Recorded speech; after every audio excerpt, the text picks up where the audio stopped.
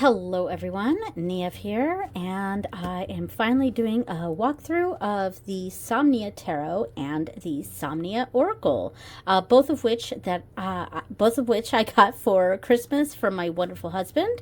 So we're gonna do kind of a double walkthrough of this, and I have gone through these. I've actually used this deck already, so both of these are out of order. I'm not going to bother to get them in order.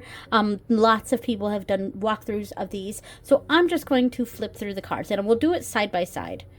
So I mentioned this in my previous video where I was going over all my Yule gifts, but they came with these two organza bags and these two ribbons here. And I don't think I long-term am going to keep them in these bags. I think I'm going to go ahead and make some bags for these.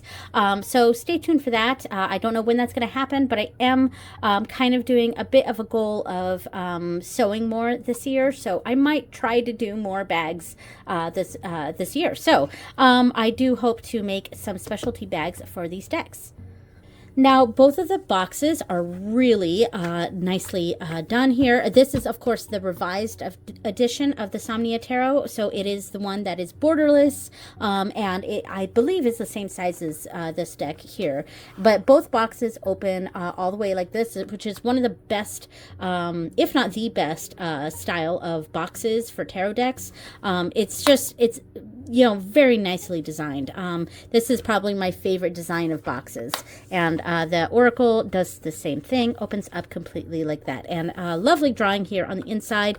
I believe this is the first card in the deck. Is that true also for this one? It is, perhaps, I'm not sure. We'll see. It's each of these has a card right here on the inside, and I'm not sure which card it is, but we'll pull out the decks and we'll see if we come across them.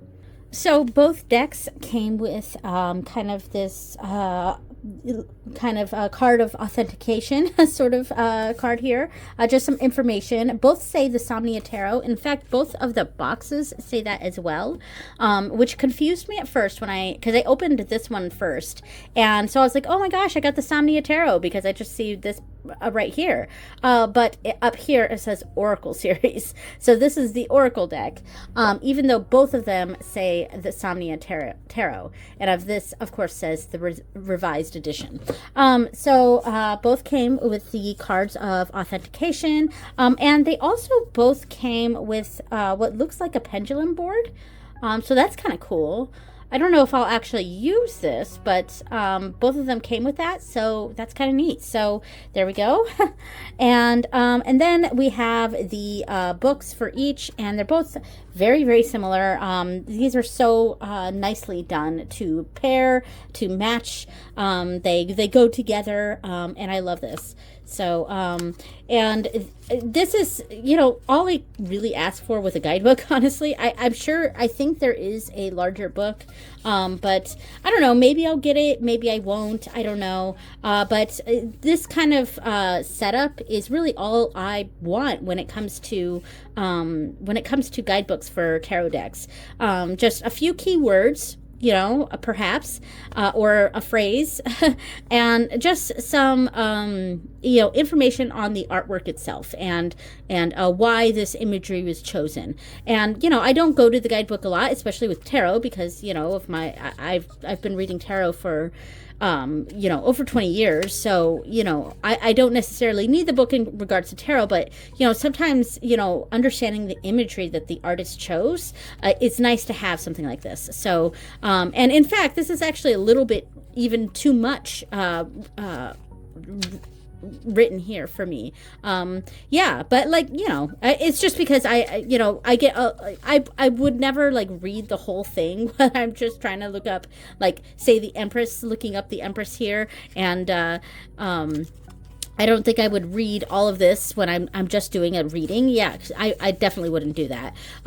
So I would read this, and then I would skim this, and just anything that sort of jumps out at me is kind of how I like to do guidebooks there. And then this is perfect though. The cards, the pip cards. So the suits, this amount of information is perfect. It's just the right amount of information. So I do like the guidebooks quite a bit. Sorry, I am like way better. Like I just got over a really bad cold, and some of my videos really reflected how bad my cold was, and I am so much better now. But you know, the talking part, while I have so much energy now, the talking, I still kind of stumble over my words a little, which I do normally, but it's just certain things that I'm saying aren't coming out quite right because of, you know, just a little bit of stuffiness. It's still kind of there, you know.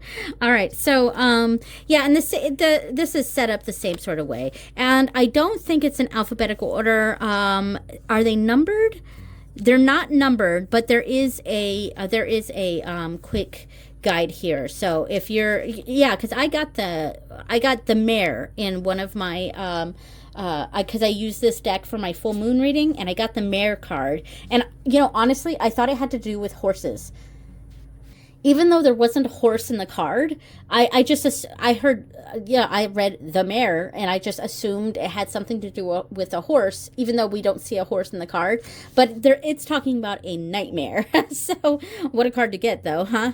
And I had to go to the table of contents to find the card in the book to see what it says. So, in fact, I just opened it to it. There we go. All right, so let me just go ahead and start flipping through this deck, or both of these decks here. So there looks to be more cards in the tarot deck than there are in the oracle. The cards themselves, I think, are the exact same. Yeah, they seem, well, no, not quite.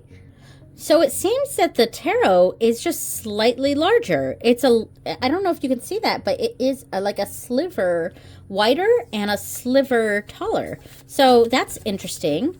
Let me see if it shows this way, or maybe I'll just do it like this. Yeah, because see if you can see that. It's a little bit taller and a little bit wider. Huh. I thought they were the same size, but the quality is the same. The backs are very similar. Yeah. All right, so let's just flip through this. All right.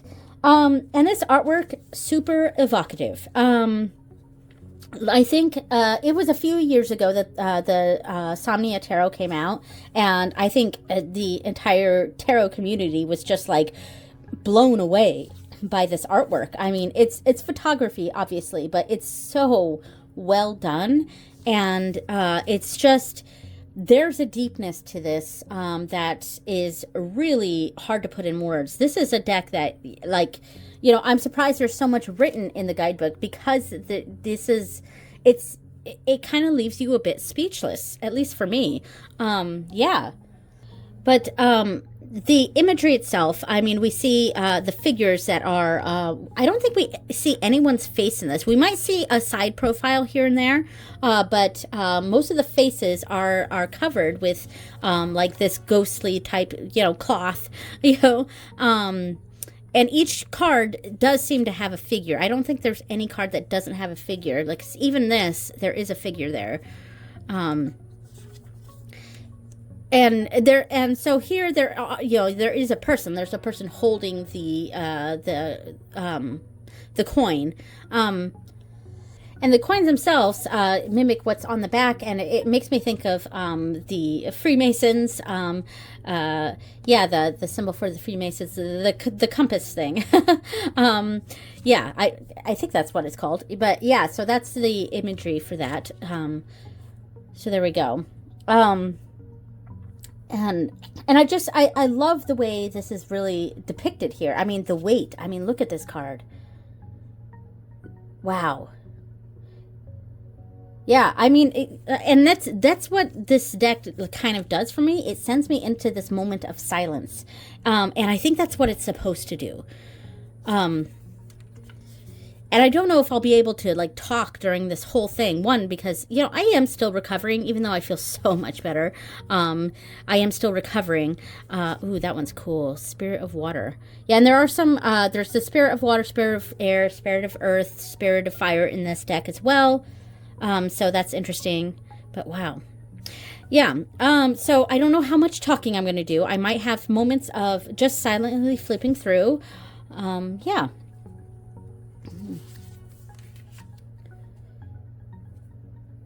escape artist. And 7, what a great 2 cards to get together. The escape artist with this with the 7 of Swords. Wow.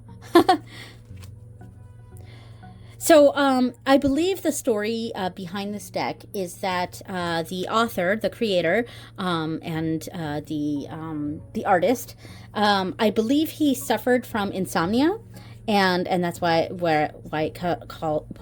is called the Somnia Tarot.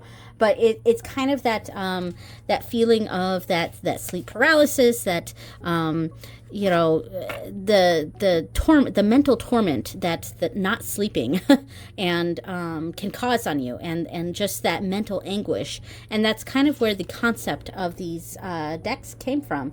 And I love the 8 of Pentacles. Very traditional imagery, but I actually love traditional imagery of the 8 of Pentacles. The 8 of Pentacles is my favorite card in general, and this is actually the 8 of Coins, but so it's but I really just love this imagery of the 8 of Coins, 8 of Pentacles. Yeah.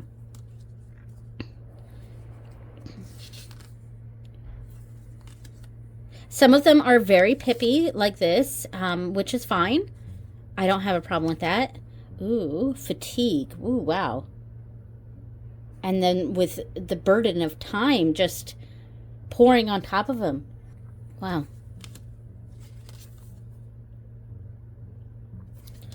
Yeah, it's hard sometimes to come up with the words for what's going on here.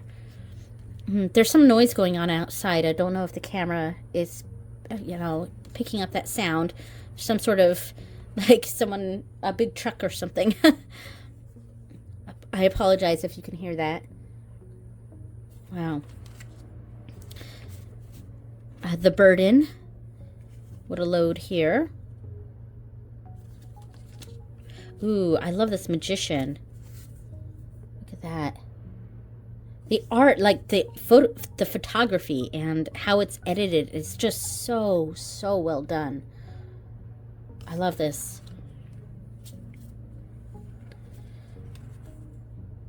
Spirit of Air.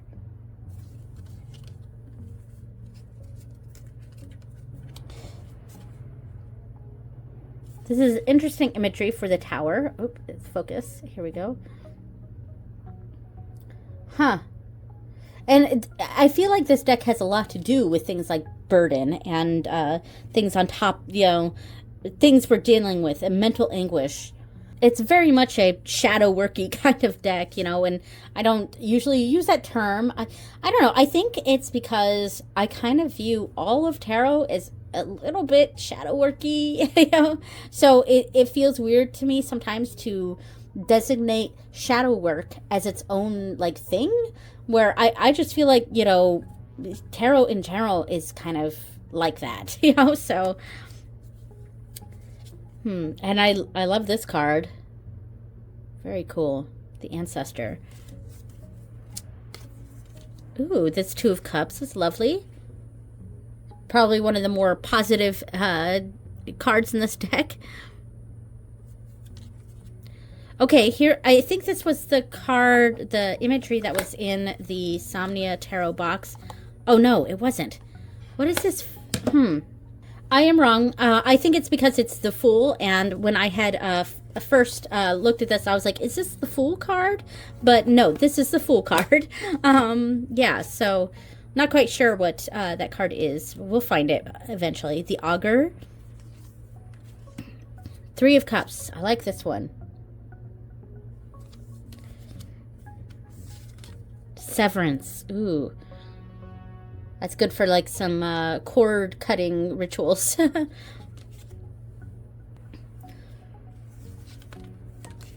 right, I'm going to try to go through these a little faster. Yeah. Because I do have some pairings. And I'm not even like totally sure how I want to use this because of just the seriousness of these decks. They feel so serious, you know, and very deeply psychological. Okay, here's the image from the box. Yes, this is the moon. Okay, that is definitely it. There's the moon. All right. We found it. I don't know if we came across this one yet. Let me remind myself what it looks like. Okay, person with a candle going through a curtain of some sort. Okay. Be on the lookout for that.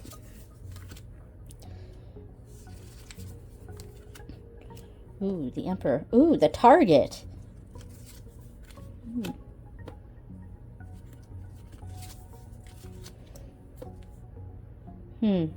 Yeah, I'm not quite sure. This is a Spirit of Earth. How I want to use these decks.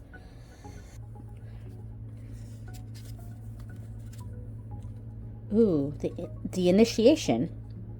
And then the Ten of Cups.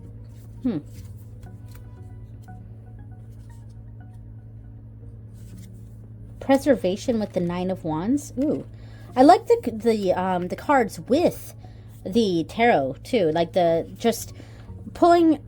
That might be a cool way to use these two together. Is pulling a tarot card and then pulling one of these cards. Oh, excuse me. It's one of these cards as kind of a pulling out an aspect of what's going on in the card, because we have the departure here, and we do see a departure here, but this seems like with the star being something of hope.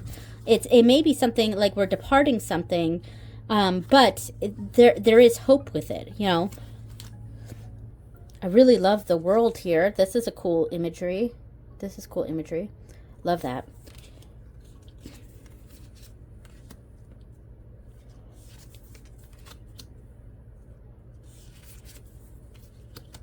The Guide with the Ace of Swords.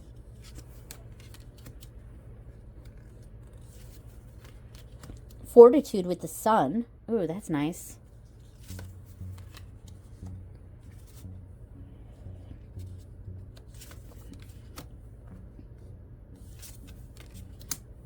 The Impasse with the Nine of Cups.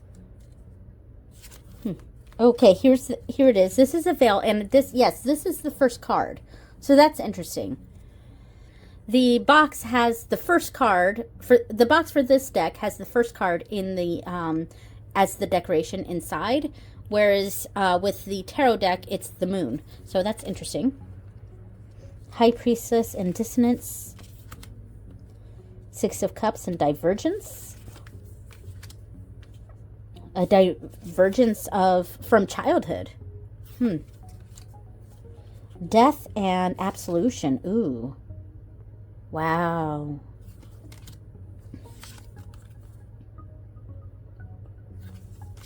This is the image on the box for the Oracle. And that is the Faded 3 with the Queen of Wands. Interesting. Yeah, because, it seems a little too intense to use this for, like, a daily read, I almost feel like if I was going to use these two together, I would just pull one card from here and one card from here for a daily reader, because I may use these together at some point as a nightly reader. The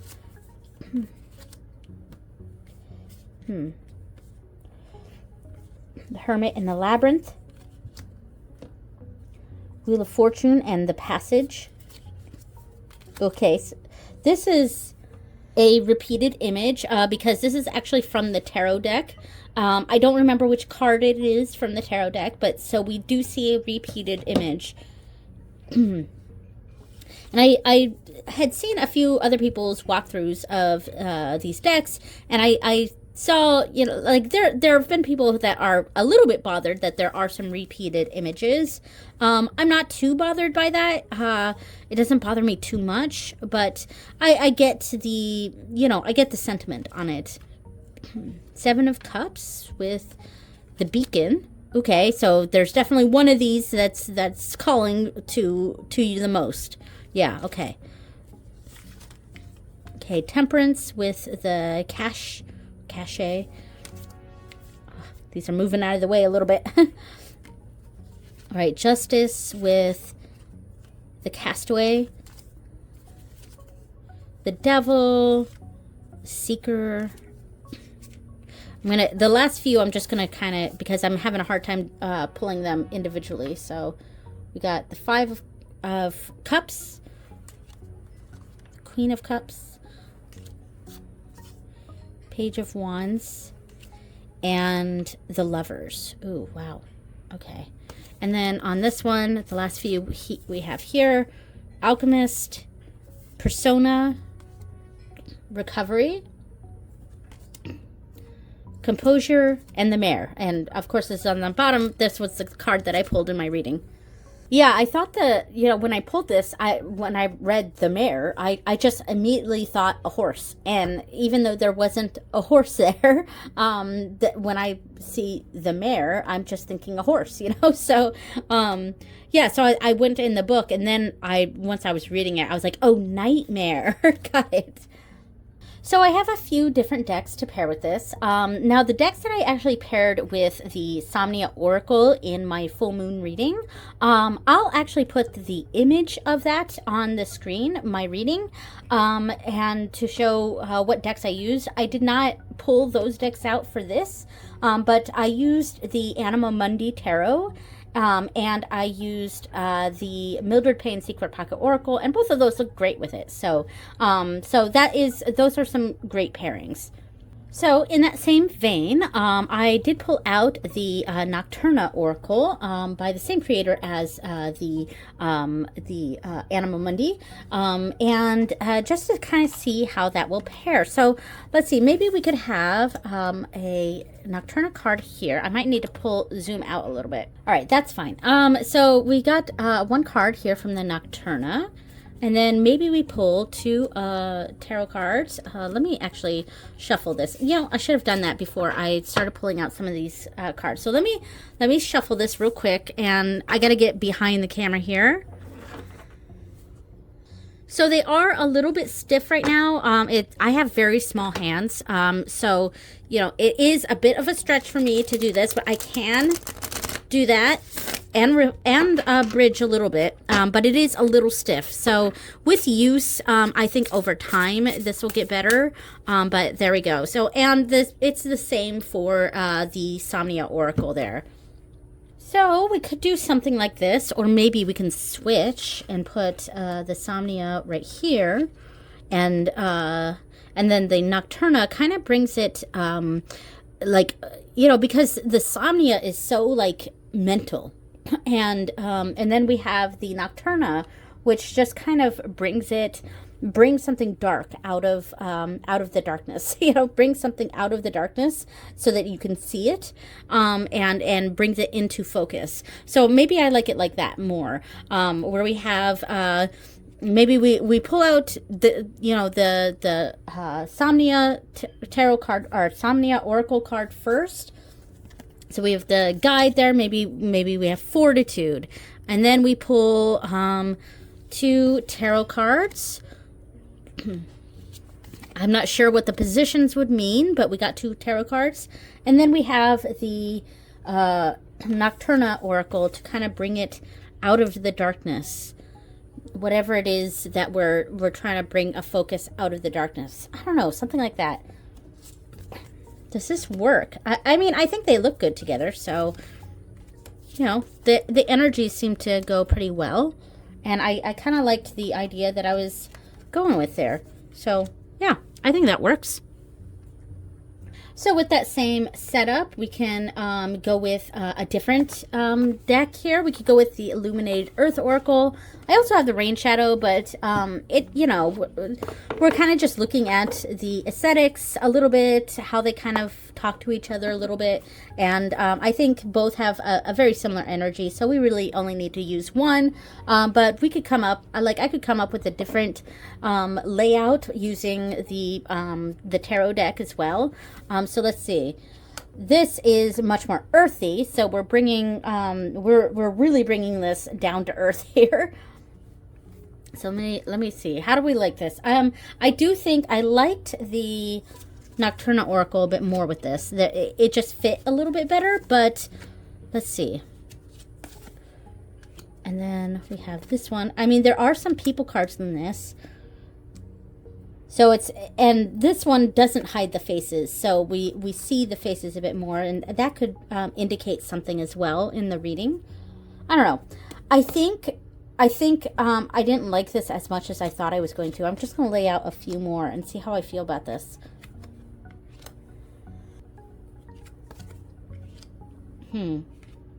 Yeah, you know, I do like some of the, you know, seeing the kind of the coppery colors coming through a little bit, but I don't think I like this as much as I thought I was going to. All right. So another deck I really thought would go well with this was the Memento Mori. This is the bag that I made for it. Love it. Yeah, I have a stack here. All right, so let's lay out some of these. Well, this is kind of interesting because it's kind of a door knocker. How do I feel about this? I think I like it. I like this. Let me lay out another set of cards here. And then interesting. I don't think I like this layout. I think I like the cards, the Memento Mori with this. I just don't like this layout. So let me see if I can lay something else out. Okay, I like this layout much more. Okay, so we have the oracle cards on either side, and they can represent whatever. Now, this is a layout that I've actually been utilizing quite a bit, doing a 6-card reading in the center, and then 2 cards on either side. And the, you know, combinations have kind of been different depending on what I do. Sometimes it's a 6-card Lenormand reading with 2 tarot cards. Sometimes it's something like this where we have 1 deck here and 1 deck here. And I actually really like this, and I think this works, and it kind of brings everything together. So I do like this combination. So let me lay out a few more cards here, seeing if we can get something else going on here. All right, and then the 2 oracle cards. Ooh, ancestors. And then right here, and then some of the cards here. So we got the cauldron, cow, and the sextant. That's kind of funny because it's pretty similar to that that symbol of the that Masonic symbol there. That's cool. I do like this layout. I feel like there's something I can work with here, and I'm not sure what. I'm not sure where I'm going with it, but I like it. And then, you know, one of the other decks I have, let me pull this to the side here. I also pulled out the Wisdom of the Kaliak to perhaps pair with this, and I'm not sure if this will go, but I thought I'd give it a shot. Let me just pull something out. Tribe works pretty well. I'm kind of off screen a little bit. There, move the camera a little bit.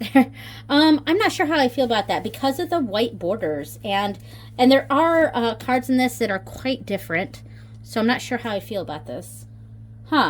In some ways I like it. Like it, you know, looking at the camera, I like it a bit more. Looking at it in person, I feel like there's something off with it, maybe?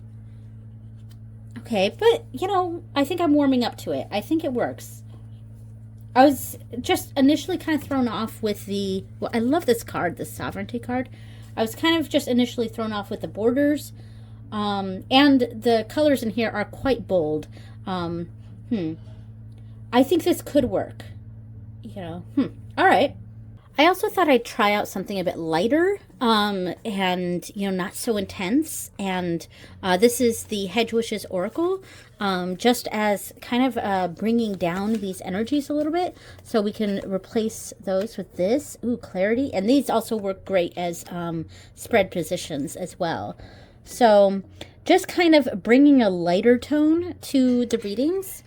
Perhaps this could work. And what's, you know, I'm not usually a big fan of cards that are lighter like this or have a lot of white space, but sometimes they can be good, just kind of goes with everything sort of things. And because they're so stark, you can kind of put anything on them. You know what I mean?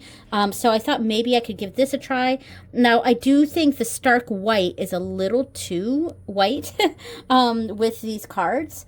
But perhaps this could bring just an airiness to this deck. It's such a heavy deck that maybe this is bringing something a bit lighter, a bit not so heavy. I don't know. I'm just kind of looking at what we have here, and I'm not sure how I feel about it. Let me lay out a few more. Lay out these, and I'll lay out some different cards here. And here. And here. Sorry. All right, there we go. All right, what do we think of this? I don't know. I think I need to sit with this for a little bit. I feel like it could work. I wonder if I switch these and just, like, I have it like this. I don't know. Maybe that looks a little better. I'm still trying to decide.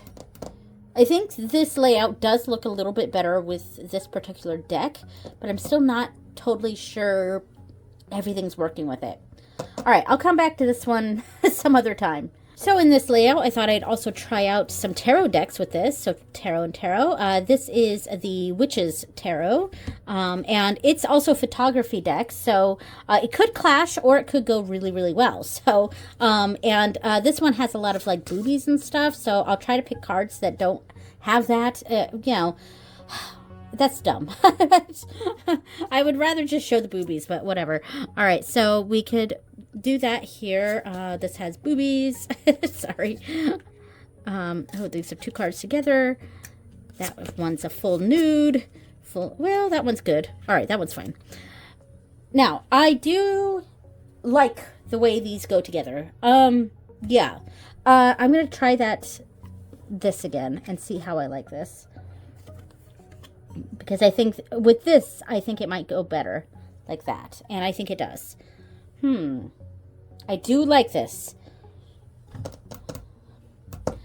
I'm just thinking a little bit, sorry. And then, like, I also have my Morrigan cards. The Witches Tarot is a deck that I often use with on Morrigan. So I could also, like, do something like this where we have put these over the top. I don't know. I'm still trying to figure this out. No, I don't think that works with this laying over the top. But I feel like I could use the Morrigan cards with this deck just fine. I mean, I'm just kind of putting them off to the side, just kind of seeing what yeah, you know, I think it goes well. I'll use it Morrigan cards sometime, probably. All right. So, yeah, I think the Witches Tarot, I'm not even going to put too many out here because there's so many cards in this deck that YouTube's going to get mad at me for. But I think these decks go together really, really well. And they're both photography decks, but they both have a different sort of vibe. But they still go together pretty well. So, I think I will try to figure out some sort of use with the two tarot decks together. So, I'm going to speed this up a little bit. You know, my throat is starting to get a little bit difficult. But I also wanted to try really a bunch of Patrick Villens' decks, but we'll keep this short and stick to a Lenormand. I had pulled out 2 different Lenormands, but maybe we'll just do this one. But I figure with this, it might be cool to use the cards here as like houses, like that. I think I pulled these last time for something. I'm going to grab 3 different cards. So we got coffin and mice and, man, these are all, and stork. We'll do that. There we go. And then we have these as houses. And then we can lay down like a tableau style thing here. And this Knight of Cups is in the House of Coffin. The Ten of Swords is in the House of Mice. And the Sun is in the House of the Stork, which actually is quite nice there. So, I mean, this is a really cool combination. I was just trying to see Patrick Villens' artwork with this and see if I like it. I feel like it could go. you know, it's not totally there for me. The other option, the other Lenormand deck I have is the Steampunk Lenormand, and it's large. It's not a small Lenormand deck. It's ridiculously large for a Lenormand. It's like Oracle size cards, but it's a Lenormand. It's kind of the main reason I don't often use this deck. But you know, it's fine for like using it as houses, you know, because it's so large. But I wanted to kind of see the steampunk feel with this and see how that would look. I mean, it's kind of hard to see with the lighting like that. So we got, let's see. I think those are clouds. I think those are the clouds. And also they're hard to, determine what, card is which, unless you, really know Lenormand, of course. So, I mean, how do I feel about that? Maybe I put it over top. That would be better. I don't know. Well, which Lenormand deck did you like more? Was it the Patrick Valenza's, Lenormand de la Luna or the Steampunk? Let me lay down a few more. Oh, this is the backside. So Bouquet, and this is Mice again, and this is 22. Ways, the Crossroads. And then lay down a few more of these. I don't know. It's okay. I think I like the Patrick Valenza's a little bit better. So that was an interesting little experiment there. Let's see. What else do I have here? Another Patrick Valenza deck, we could try the Unhistorical Playing Cards. And so with playing cards, I mean, I'm still kind of figuring out a system that I like with playing cards. But one of the things I've liked to do is kind of a waterfall sort of system. And you know, pulling four playing cards like that. And that they each represent something. It connects to geomancy. So each of these would represent a geomantic figure, and then maybe from that I can lay out a sort of a reading with tarot, perhaps. Let's see, maybe just like a 4 card, maybe. I don't know. I'm just trying to figure something out. Yeah, that could be kind of cool. And then I do kind of like the playing cards with this. So, and then of course this one is a bit off. It's kind of difficult to do that style, the waterfall style with this particular type of card, because this one doesn't have the names or the numbers in the corners. It's actually hard to determine what they are. But like you could lay out something like this and then lay something over top like this, and there we go. Here's a reading. Kind of cool. I do kind of like these together. I feel like these could work. I'm just not quite sure how I would want them to go together, but I feel like they could work. So yeah, that's turned out pretty cool. All right. And actually, before I put them away, I did kind of want to see what the Morrigan Oracle cards look like with this. So maybe I can do that, lay down some of these and see how I like these. So let's see. Piety.